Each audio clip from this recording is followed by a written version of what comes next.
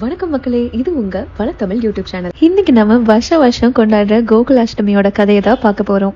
விஷ்ணுவோட அவதாரமான கிருஷ்ணர் பிறந்ததை தான் நம்ம கோகுலாஷ்டமின்னு கொண்டாடுறோம். இப்ப நம்ம கிருஷ்ணர் பிறந்த கதையை பார்ப்போம். மதுராவை கம்சன் அப்படின்ற ஒரு மன்னன் ஆட்சி செஞ்சுட்டு வராரு.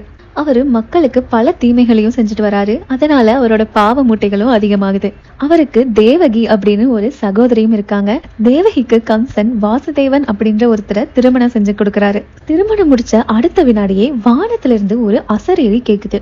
வாசுதேவன் மற்றும் தேவகிக்கு பிறக்கும் 8வது குழந்தையால் நீ கொல்லப்படுவாய் அப்படின்னு அந்த அசரீரி சொல்லுது. இத கேட்ட கம்சனுக்கு பயங்கர கோபம் வந்துருச்சு. உடனே தன் கையில இருக்கிற வாளை எடுத்து தேவகியை கொல்ல போறாரு. தேவகியின் கணவன் வாசுதேவன் அதை தடுத்து நிறுத்துறாரு. என் மனைவிய கொன்னுடாதீங்க, எங்களுக்கு பிறக்க போகிற குழந்தைய உடனே உங்ககிட்ட ஒப்படைச்சிடுறோம் அப்படின்னு சொல்லிடுறாரு. இதை கேட்ட கம்சனும் அவங்கள உயிரோட சிறைச்சாலையில அடைச்சு வச்சிடுறாரு.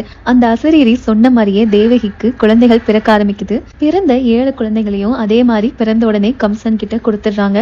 கம்சனும் இரக்கமே இல்லாம அந்த குழந்தைகளை கொன்னுடுறான். இதெல்லாம் பார்த்துட்டு தேவகியும் வாசுதேவனும் பயங்கர கஷ்டப்படுறாங்க. ஒரு நாள் வாசுதேவனோட கனவுல விஷ்ணு பகவான் தோன்றாரு. வாசுதேவா, நந்தா அப்படின்னு ஒரு மாடு மேய்க்கிறவன் இருக்கான். அவன் என்னோட தீவிர பக்தன். அவன்கிட்ட உனக்கு பிறக்க போற குழந்தைய போய் ஒப்படைச்சிரு, நந்தாக்கு பிறக்க போற பெண் குழந்தைய நீ வாங்கிட்டு வந்துரு அப்படின்னு சொல்றாரு. அதே மாதிரி ஒரு நாள் இரவு தேவகிக்கு 8வது குழந்தை பிறக்குது.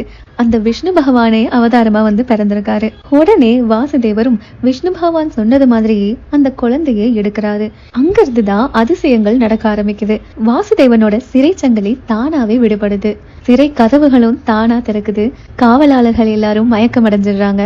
வாசுதேவன் போகிற பாதையில இருக்கிற தடையெல்லாம் தானா நீங்குது.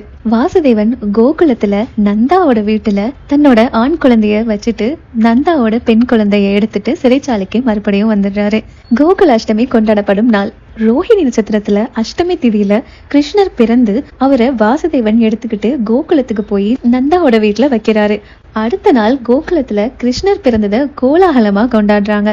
அஷ்டமி திதியில பிறந்த கண்ணன் கோகுலத்துக்கு வந்ததால் கோகுலாஷ்டமி என்ற பெயர் தோன்றியது. இதே மாதிரி அந்த கண்ணன் பிறந்த அஷ்டமி திதி அன்னைக்கு நம்ம வீட்லயும் கிருஷ்ணரை நினைச்சு பூஜை பண்ணி வீட்டையெல்லாம் கழுவி சுத்தம் செஞ்சுட்டு அரிசி மாவுல கோலம் போட்டு மாவிலையில தோரணம் கட்டி அவருக்கு பிடித்த வெண்ணெய், அவல், லட்டு, சீடை அப்படின்னு எல்லாத்தையும் வச்சு வாசல்ல இருந்து பூஜை அறை வரை குழந்தையோட கால் தடத்தை அரிசி மாவால பதிச்சா கிருஷ்ணரே நம்ம வீட்டுக்கு குழந்தையா மாறி தத்தி தத்தி நடந்து வருவதா ஐதீகம். இந்த வீடியோ உங்களுக்கு பிடிச்சிருந்தா லைக் பண்ணுங்க. திரும்பவும் அடுத்த வீடியோல பார்க்கலாம்.